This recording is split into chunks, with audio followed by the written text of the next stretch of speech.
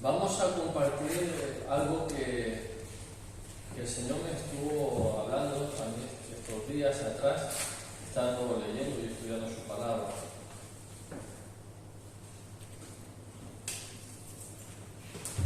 Se encuentra en Éxodo capítulo 34.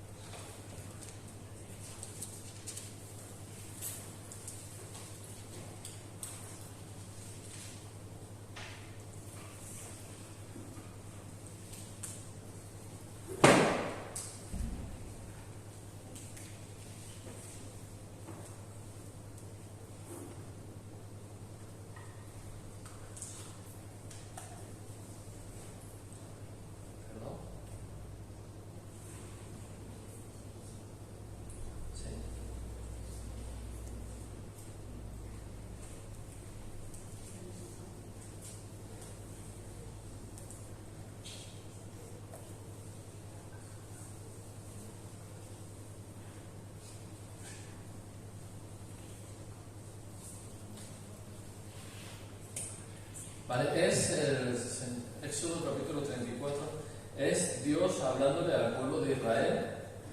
Y bueno, vamos a entrar en contexto, ¿sí? Conocemos el contexto de que Dios saca al pueblo de Israel a través de Moisés. Dios usa a Moisés para sacar al pueblo de Israel de la esclavitud de Egipto. ¿Sí? ¿Nos acordamos de todo eso? El pueblo de Israel había sido esclavo por los egipcios y esperaban la liberación, el día en que Dios los iba a liberar. Entonces Moisés es llamado por Dios para hacer esa labor. Cuando después de las 10 plagas cruzan el Mar Rojo como por seco, entonces entran en el desierto. Aún no entran en la tierra prometida, entran en el desierto y van al monte Sinaí, donde Dios se le manifiesta con una nube, fuego, relámpagos, truenos, y ahí Dios les da los 10 mandamientos y le da leyes y le da también instrucciones, le da también un montón de cosas allí que ellos tienen que seguir. Les hace también el pacto allí. Por eso hablamos del antiguo pacto. Ahí es donde se hace el antiguo pacto. Y en todo eso Dios le da también la forma de culto, ¿vale? O sea, Dios no solamente quiere que creamos en Él, pero quiere que creamos en Él y que le adoremos a Él como Él dice. O sea, Dios no solamente pone unas normas de conducta y unas reglas de conducta para que vivamos entre nosotros en paz y que haya armonía. Son reglas de la sociedad, normas de la sociedad o mandamientos, como queramos llamar. Dios pone unas leyes para cada cosa, ¿sí? Para vivir en familia, para vivir en la sociedad, en cuanto a los alimentos, pone unas normas sanitarias también.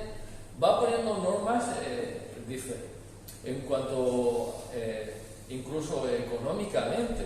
Pone normas, dice que sembrarían y que luego el 7º año ya no sembrarían, ese año dejarían descansar la tierra, pero les dice que ese año la tierra va a seguir produciendo y luego que a los 50 años entonces dejarían libres y que cada uno volviera a retomar su tierra. Pone ahí unas leyes, unas normas también, no solamente para vivir en paz, pero también de restauración, de restitución, donde el pobre pues vuelve a adquirir otra vez sus posesiones y vuelve a tener una vida nueva. Esto todo habla de lo que Dios ha hecho en nosotros.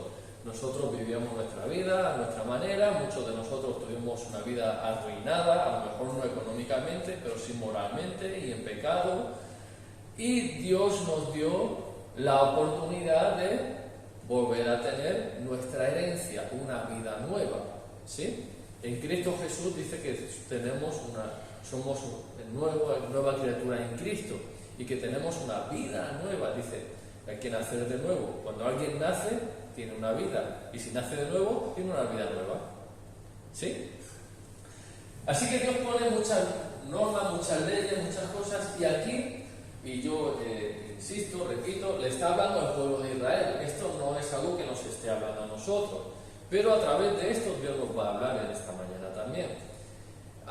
Dice en el capítulo 34, al final, por el versículo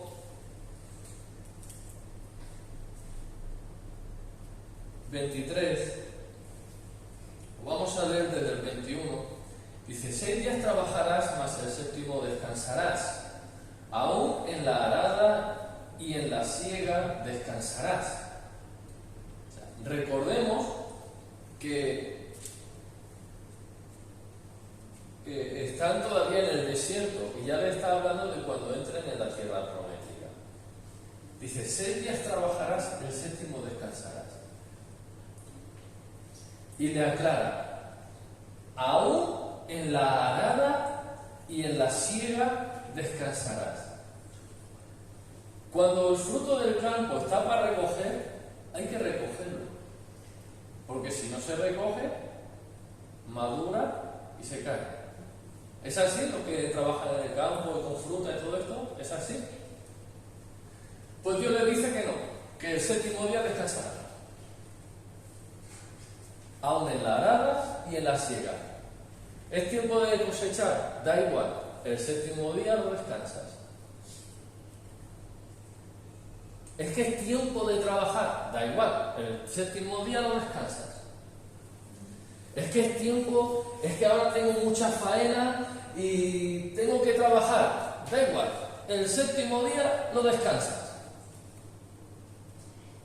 Ahora, pensamos que es para molestarnos, encordiarnos, y pensamos que Dios hace eso para nuestro mal, o porque quiere reírse de nosotros, o porque quiere oprimirnos, o es para nuestra bendición. ¿Qué es lo que Dios quiere de ti? ¿Qué es lo que Dios quiere de mí? ¿Dios quiere molestarte, incordiarte? ¿O Dios quiere bendecirte? ¿Tú qué piensas? ¿Tú qué opinas? La palabra nos dice: yo sé los pensamientos que tengo acerca de ti, dice el Señor. Pensamientos de bien, pensamientos de paz y no de mal. Toda la palabra nos está diciendo, desde el principio hasta el final, que Dios quiere bendecir a la humanidad, que Dios ama a la humanidad. Al punto que cuando luego le preguntan al Señor Jesús sobre el día de reposo, y Él dice que el día de reposo fue hecho por causa del hombre, que no fue hecho el hombre por causa del día de reposo. No está hecho el hombre para ser esclavo del día de reposo, sino que el hombre recibe el beneficio del día de reposo. Y lo dice de esa manera: el día de reposo fue hecho por causa del hombre. Porque si no hubiera un día de reposo, un día de descanso, no pararíamos nunca de trabajar. Nunca pararíamos. En nuestro afán, la palabra del Señor dice en una parábola que enseña Jesús de el sembrador salió a sembrar. Y dice que parte cayó entre espinos. Y cuando luego da la explicación dice que la semilla es la palabra, que es sembrada en corazones, pero dice que los que luego viene el afán y el engaño de las riquezas y de esta vida, y engaña a las personas, y entonces ahoga la semilla. Entonces el afán, el engaño de las riquezas viene a nuestra vida muchas veces y nos engaña y ahoga lo que Dios ha puesto en nosotros, habiendo Dios dicho de que descansemos un día, de que un día vayamos a buscar al Señor, de que un día lo dediquemos para el Señor. Trabaja, tienes que trabajar, trabaja a tope, pero el séptimo día, o un día a la semana, descansa para buscar al Señor, porque eso es tu reposo, ese es tu descanso. Nuestro descanso no es parar, que lo necesitamos, nuestro cuerpo necesita parar, pero nuestro mayor descanso está cuando estamos en la presencia del Señor. Por eso Jesús pudo decir, el que esté trabajado, los que estén cargados y trabajados, vengan a mí y yo los haré descansar. Porque hay un cansancio del cuerpo, pero hay un cansancio del alma.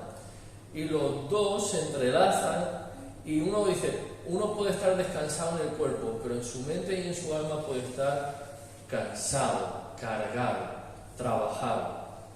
Y lo que necesita es descansar, es descargar, quitarse de esas cargas. Entonces, como decíamos la semana pasada, las vacaciones son buenas, pero no nos engañemos. Muchas de las personas cuando toman las vacaciones no descansan, las queman. Tengo una semana de vacaciones, me voy a tal lado y luego me voy al otro, y me voy al otro, y me voy al otro, y allí no paro. Y en vez de tomar tiempo para descansar, lo que hago es trasnochar, o lo que voy a es a madrugar y aprovechar el tiempo, porque solo tengo 7 días para hacer lo que me apetece hacer, lo que quiero hacer. Y cuando vienen de las vacaciones, vienen más cansados. ¿Alguien sabe de lo que estoy hablando? Y luego necesita un par de días para descansar de las vacaciones. Las vacaciones son buenas. Repito, las vacaciones son buenas. Tienes oportunidad, tómalas, disfrútalas. Pasa un tiempo en familia, pasa un tiempo con los tuyos. Cultiva el amor en el hogar, hazlo. Tienes ocasión, hazlo. Mas ten en cuenta lo siguiente, si lo que necesitas es descansar en tu alma, en tu corazón, lo que necesitas es a Dios, la presencia de Dios, la palabra de Dios. No necesitamos otra cosa, porque no hay otra cosa que nos pueda dar descanso en nuestra alma. Amén. Así que dice, aun en la siega, aun en la arada, aun cuando hay que sembrar, porque hay que sembrar, o cuando hay que recoger porque es el tiempo de recoger. Sea cual sea el tiempo, paras, porque lo necesitas. Es para tu bien. ¿Sí? Es para tu bien. Tómalo, descánsalo, repósalo. Busca al Señor, busca su presencia.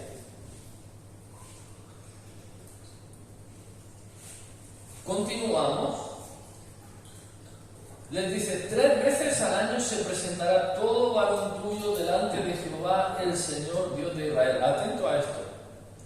Todo varón tuyo se presentará, ¿cuántas veces? 3 veces. Delante de Jehová, Dios de Israel. Porque yo arrojaré a las naciones de tu presencia y ensancharé tu territorio. Y aquí dice, y ninguno codiciará tu tierra cuando subas para presentarte delante de Jehová tu Dios 3 veces al año. Ahora aquí esto es tremendo.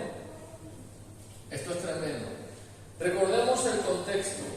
El contexto es que, pues bueno, hoy en día más o menos las naciones se llevan bien. Pero en aquel tiempo, en el tiempo de la cosecha, muchos pueblos, muchas naciones invadían al país vecino para quitarle toda la cosecha. De manera que ellos se enriquecían y los otros eran empobrecidos. Y les dice, todo varón tuyo se presentará delante de Jehová, Dios de Israel. ¿Dónde puso Dios, dónde mandó que se pusiera el arca de Dios y el tabernáculo? En Jerusalén. O sea que todo el que subía a adorar, subía a Jerusalén. Todos tenían que ir allí, viviera donde viviéramos. Imagínate que de aquí tuviéramos que ir a Madrid, pero de cualquier lugar de España tuviéramos que ir a Madrid, y todos allí a Madrid. Pues sería fácil para los franceses, para los portugueses, para cualquier nación vecina llegar a invadir España, ¿cierto? Porque todos estamos concentrados en Madrid. Ahora dice, ninguno codiciará tu tierra cuando subas 3 veces al año a adorar al Señor. Hay una bendición. Cuando nosotros entramos en la presencia del Señor, cuando nosotros entramos a adorar a Él, a pasar tiempo con Él, Él guarda lo nuestro. La palabra de Dios dice, en vano vela la guardia si Jehová no guarda la ciudad. ¿Hay que guardar la ciudad? Sí. ¿Tiene que haber policía y ejército? Sí. ¿Es necesario? Sí. Pero no sirve si Dios no está guardando la ciudad. Pero cuando obedecemos a Dios y cuando hacemos lo que Dios dice, Él mismo se encarga de guardar nuestras cosas. ¿Sí? O sea, nosotros nos ocupamos y obedecemos a lo que Dios nos está diciendo y Él se ocupa de lo nuestro.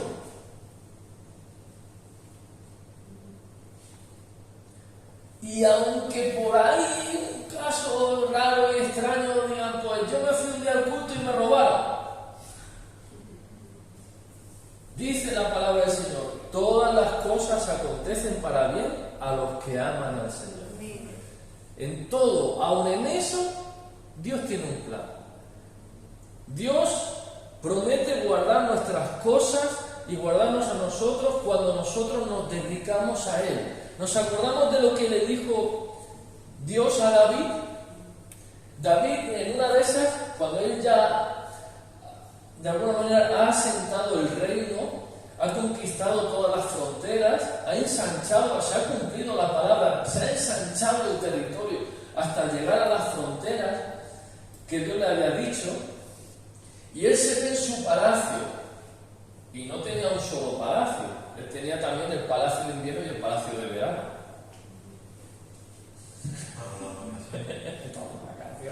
El sitio bueno. Él tenía, y él estaba ahí y dice, Señor, y tú estás en una tienda de campaña, tú estás entre telas, yo estoy aquí en un buen palacio de piedra, precioso, y tú estás ahí entre telas, Señor, quiero hacerte un templo, quiero hacerte una casa. Y entonces Dios manda al profeta, le manda al profeta y le dice, que sepas que tú no me edificas casa a mí, yo te edifico casa a ti.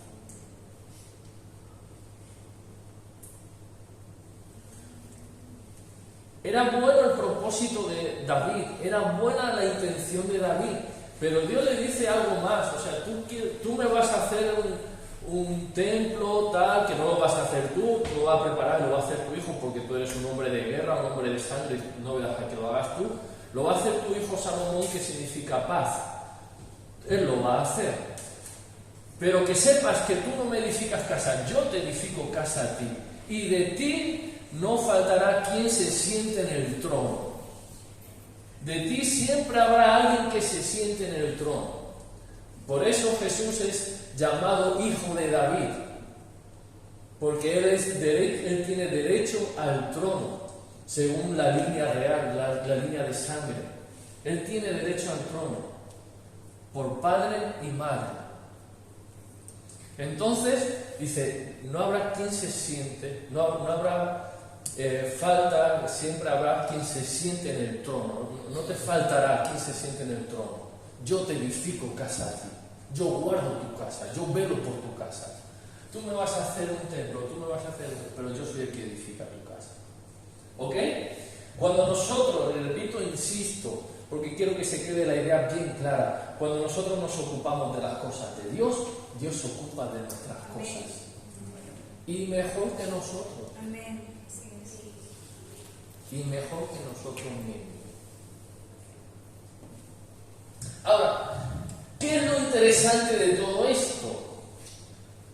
Lo interesante de todo esto es que desde Génesis, que sale el pueblo, desde el principio de, Éxodo, que sale el pueblo de Israel, cuando llega al monte Sinaí, Dios le empieza a dar todas las instrucciones, todas. Y los capítulos anteriores del 34, le está dando las instrucciones de cómo debía hacer el culto, los rituales, los sacrificios, las ofrendas, cómo debían de comportarse entre ellos. Y también les dice cómo tienen que hacer el templo, cómo tienen que hacer todas esas cosas. Les dice cómo tienen que hacerlo. Y le dice lo que tienen que hacer ahora.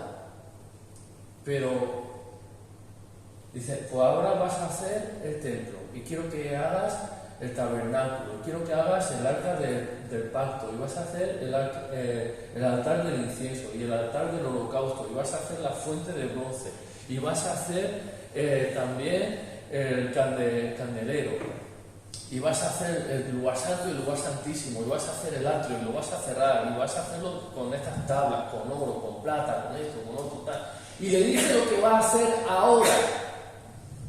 Eso lo va a hacer en el momento. Pero luego a continuación hemos leído, y cuando pases a la tierra, allí, 3 veces al año harás estas cosas, y 6 días trabajarás y harás esto. Lo que está diciendo es que Dios prepara a su pueblo y a cada uno de nosotros. Nos dice lo que tenemos que hacer ahora y lo que tiene para nosotros para el futuro. En ese momento el pueblo estaba en el desierto y Dios le dice, vas a hacer el tabernáculo, vas a hacer esto, vas a hacer esto, vas a hacer esto. ¿Cuándo? Digo conmigo, ahora. Amén. Y cuando pases a aquel lugar, entonces 3 veces al año se presentará todo varón delante de mí. ¿Cuándo? En el futuro. Digo conmigo, en el futuro. Dios nos habla para el ahora y para el futuro. Ahora, lo que más me sorprendió es que ellos en poco tiempo podían haber cruzado al Jordán y cruzar a la tierra prometida. Desde que salen de Egipto hasta que construyen el tabernáculo pasa 1 año exactamente. Dice que en el primer día del primer mes, es cuando el tabernáculo es construido y es levantado y establecido por primera vez. Una cosa tremenda es que en ese tiempo, en ese momento, cuando es levantado, el tabernáculo de Dios se llena de la gloria de Jehová y ni Moisés podía entrar en el tabernáculo. ¿Recuerdan quién era Moisés? Ese de la barba y que iba con el palo y tal.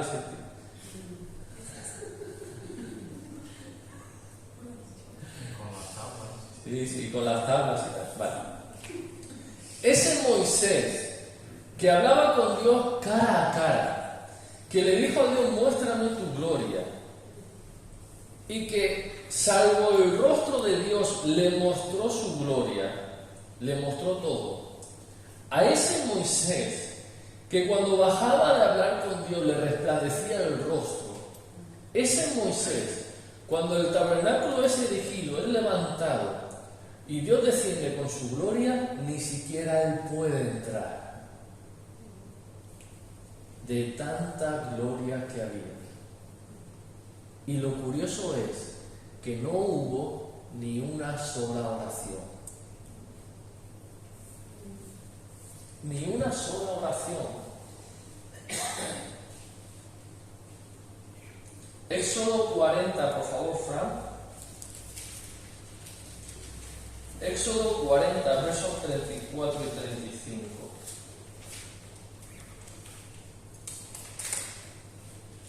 Empezamos en el 33. Finalmente eligió el atrio alrededor del tabernáculo y del altar, y puso la cortina a la entrada del atrio. Así acabó Moisés la obra. Entonces una nube cubrió el tabernáculo de reunión, y la gloria de Jehová llenó el tabernáculo. Y no podía Moisés entrar en el tabernáculo de reunión, porque la nube estaba sobre él, y la gloria de Jehová lo llenaba. Y cuando la nube se alzaba del tabernáculo, los hijos de Israel se movían. Ni siquiera Moisés. Pero lo curioso es que no hubo ni una sola oración. ¿Qué es lo que hubo? Diga conmigo, obediencia. Si nosotros oramos y no obedecemos, no sirve de nada. Nosotros oramos. ¿Para qué oramos? para que Dios haga lo que nosotros queremos. Nuestra oración es para conocer su voluntad. Sea tu voluntad en la tierra, así como en el cielo. Así nos enseñó a orar Jesús. Y cuando nosotros conocemos su voluntad y entonces obedecemos, su gloria se manifiesta.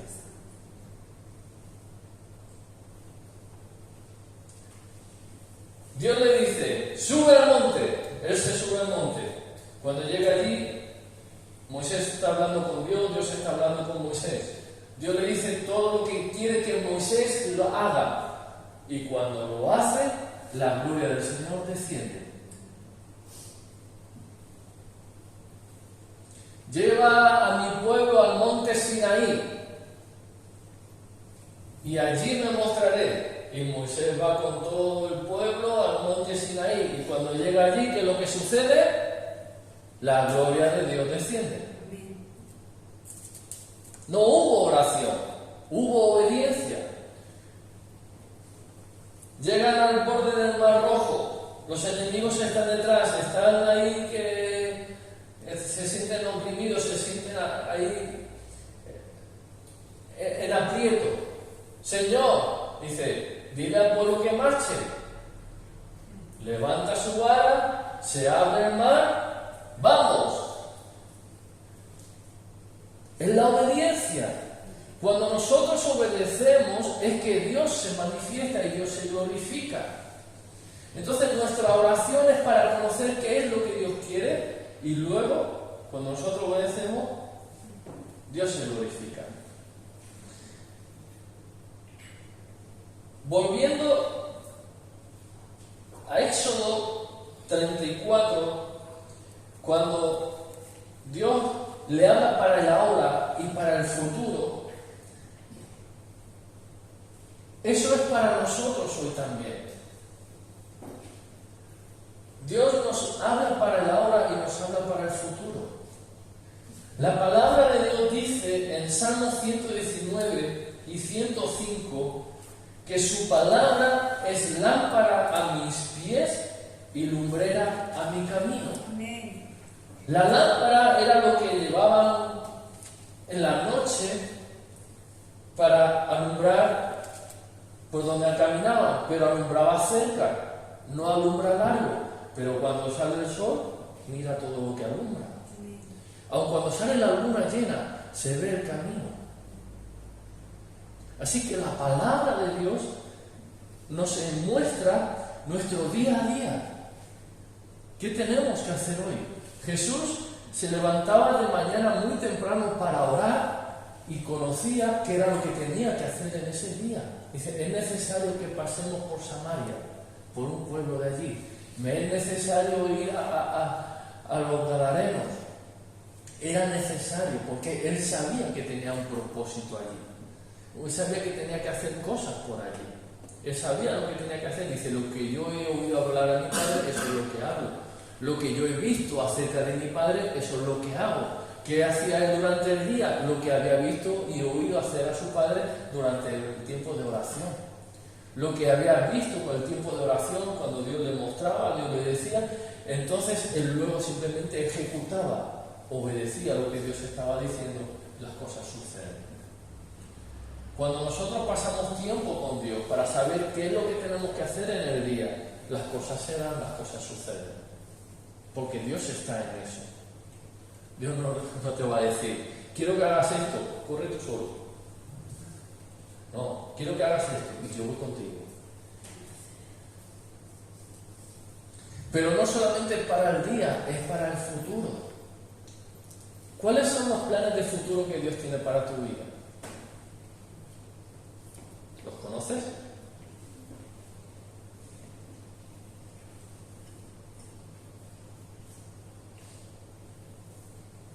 Pues ya puedes empezar a preguntarle al Señor. ¿Cuál es el plan de Dios para tu día a día, para esta semana que viene? Para mañana, para hoy. Trabajar. Amén. Tenemos que pasar tiempo con el Señor y con su palabra para conocer qué es lo que Dios quiere que hagamos en el día a día y qué es lo que Dios quiere a largo plazo. ¿Sabe qué es lo que pasa? Que muchas veces nuestras vidas no van a ningún lugar porque no sabemos a dónde vamos.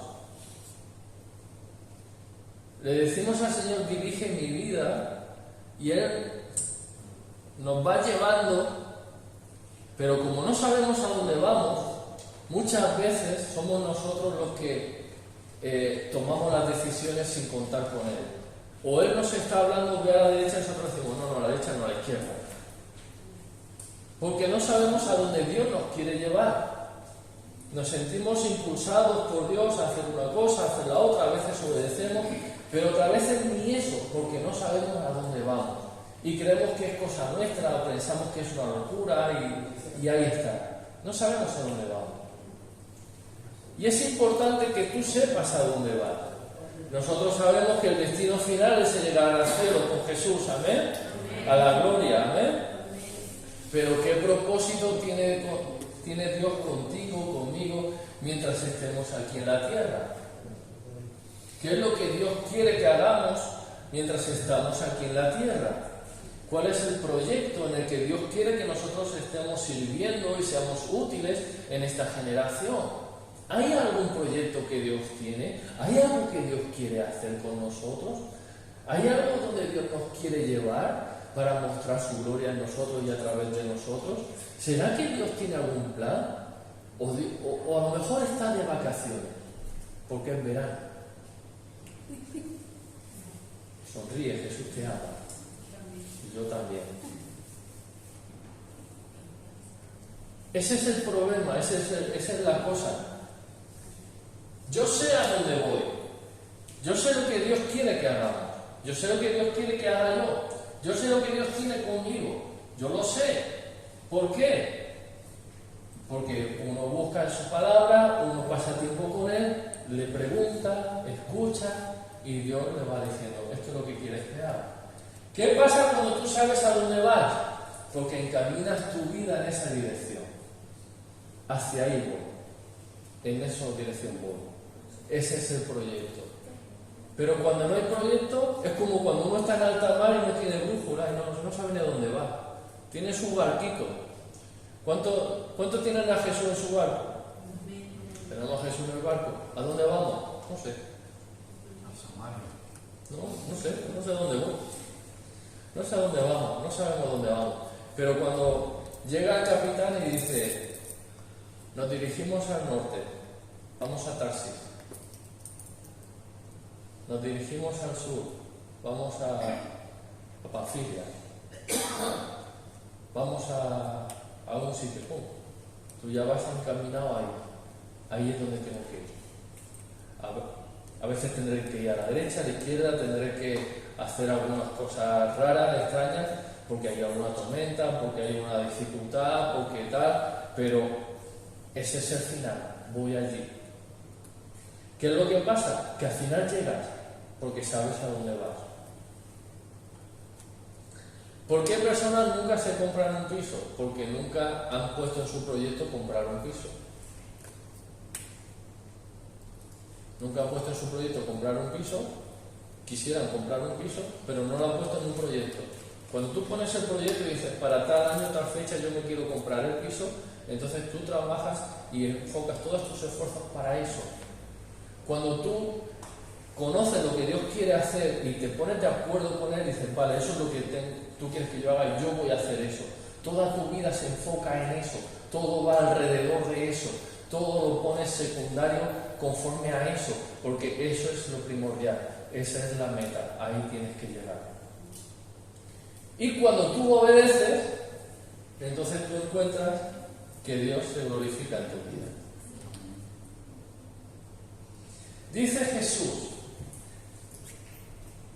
dice, y donde yo estoy, mi siervo estará también. ¿Qué significa eso? Que cuando Dios nos dice que vayamos a un sitio, dice, ve a tal lugar, y Él ya nos está esperando allí para que nosotros estemos con El primero va y luego nosotros. Donde yo estoy, mi servidor estará también. No es donde tú vayas, yo iré contigo. No es yo iré contigo donde quiera que tú vayas. Es a donde quiera que yo esté, tú estarás también. Tú me servirás también. Tú me seguirás también. Y entonces verás lo que yo voy a hacer en ese lugar.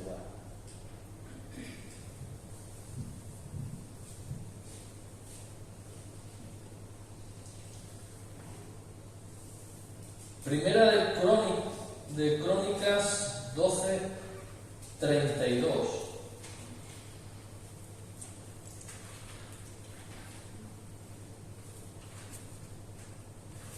Nos habla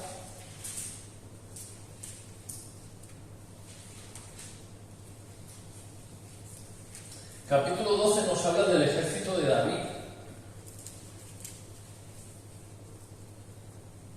Y para que conozcamos lo que está sucediendo en ese momento, el rey David estaba huyendo de Saúl y estaba escondido de Saúl porque Saúl lo quería matar. Pero mientras él estaba escondido, muchas personas fueron a buscar a David para quedarse con él. Y entre esas muchas personas fueron muchos hombres de guerra. De manera que no es que él fuera haciendo un ejército grande, es que Dios les iba mandando soldados para hacer un ejército grande. Era Dios quien ponía en el corazón de los israelitas y aún de los de Gad. Y de los de Gad eran los filisteos. ¿Se acuerdan de dónde era Goliat? ¿De dónde era? De Gad. Aún de los propios filisteos, Dios puso el corazón para juntarse al ejército de David.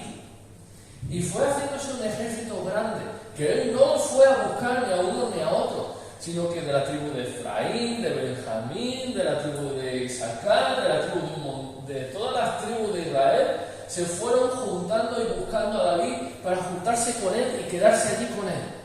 Y se hizo un ejército muy, muy grande.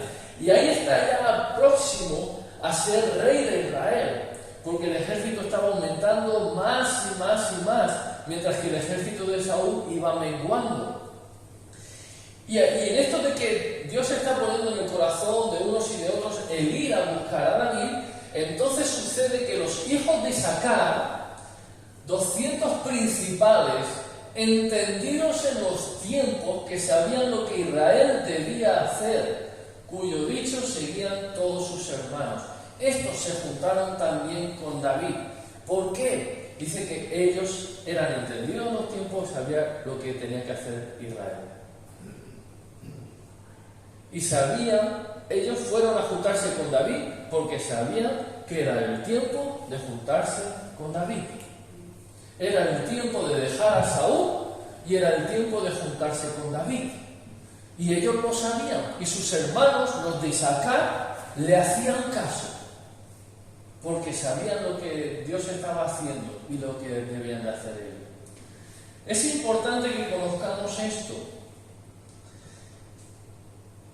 5 veces en el Nuevo Testamento la palabra de Dios usa versículos como no quiero que ignoréis.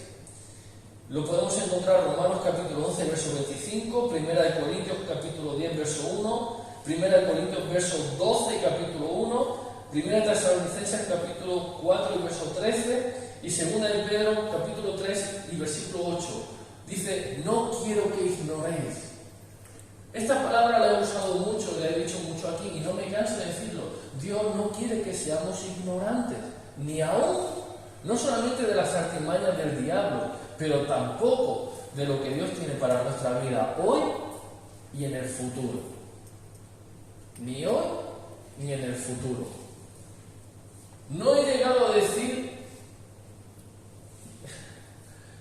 que cuando Dios le está hablando eso a los israelitas, le estaba diciendo, cuando entréis en la tierra prometida, he dicho que duraron 1 año para construir el templo. desde que salen de la tierra prometida, desde que salen de Egipto hasta que construyen y levantan el templo. Pero hasta que entran en la tierra prometida pasan 40 años. En apenas un poquito más de tiempo de un año que se entretuvieron en estar en el pie del monte, en hacer el tabernáculo, apenas un poco más de tiempo podían haber llegado a la tierra prometida. De hecho lo hicieron y enviaron 12 espías para examinar la tierra y espiar la tierra, y cuando volvieron 10 volvieron y dijeron: la tierra es muy buena, el fruto es enorme, es precioso, mirad lo que hemos traído, pero la tierra te devora. Y los habitantes de allí son gigantes, son enormes, no vamos a poder con ellos. Y aunque Caleb y Josué dijeron: sí, nos los comeremos como a pan, vamos, Dios está con nosotros, como el pueblo no les hizo caso y no les creyó a las buenas noticias, sino que volvió su corazón y dudó de lo que Dios había dicho, entonces Dios le dijo: 40 años tardaréis en entrar en la tierra prometida.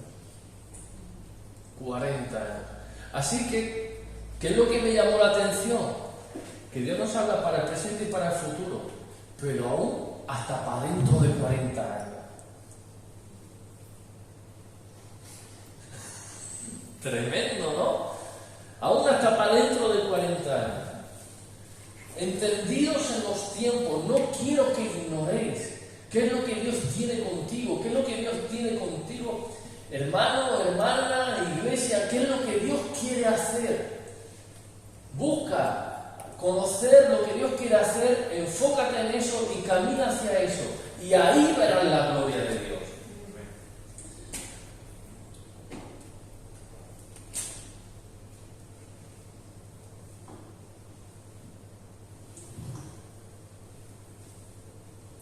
Si no buscamos la dirección del Señor para el hoy, para el año y tampoco para el resto de nuestra vida, viviremos unas vidas en el Señor, pero como el que ahora va para la derecha, como el barco que está en alta mar y es llevado por las olas.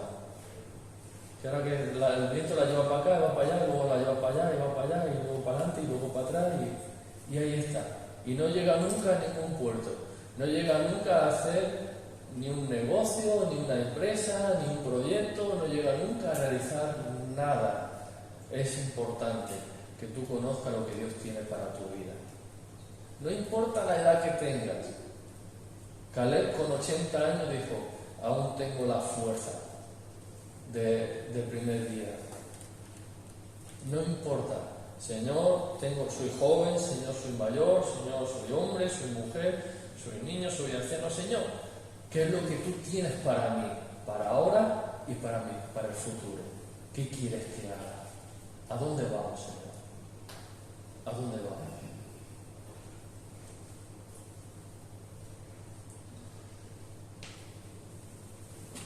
¿Habéis visto alguna película o alguien ha subido al avión, no?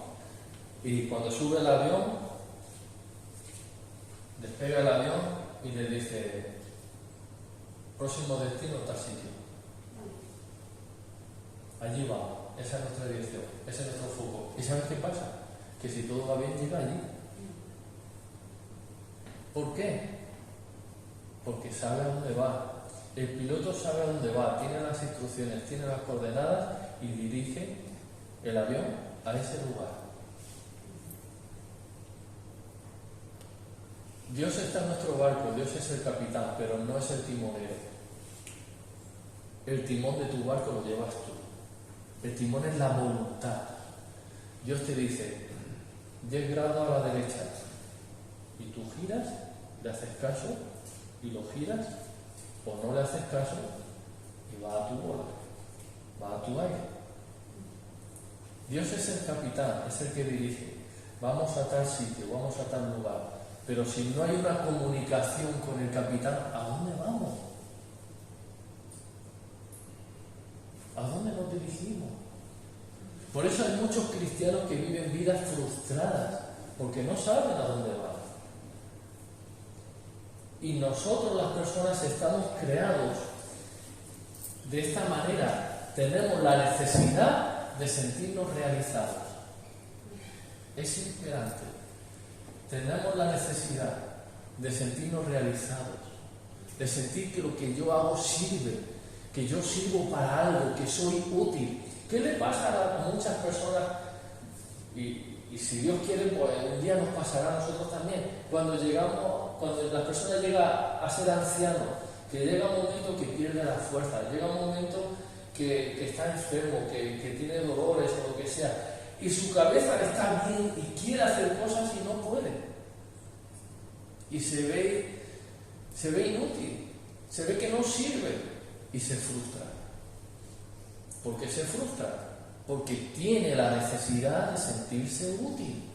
Tiene la necesidad de sentir que su vida sirve para algo, que él sirve para algo. Y usted y yo somos así, necesitamos sentirnos útiles. Y entonces cuando tenemos comunicación con Dios y sabemos a dónde vamos y entramos en sus proyectos y en sus planes, entonces nos sentimos útiles, realizados. Así que yo no sé cómo tú te sientes hoy, pero tengo una buena noticia para ti. Es que Dios te quiere revelar su plan. Dios te quiere revelar su propósito para hoy, para mañana, para toda la semana y para tu vida. Así que yo te animo a que tú busques de Dios y le digas: Señor, háblame, muéstrame el camino, muéstrame la dirección, a dónde vamos. Y luego ya me dirás cómo lo hacemos, pero quiero saber a dónde vamos. ¿Amén? Amén. Cierra los ojos ahí donde estás, por favor.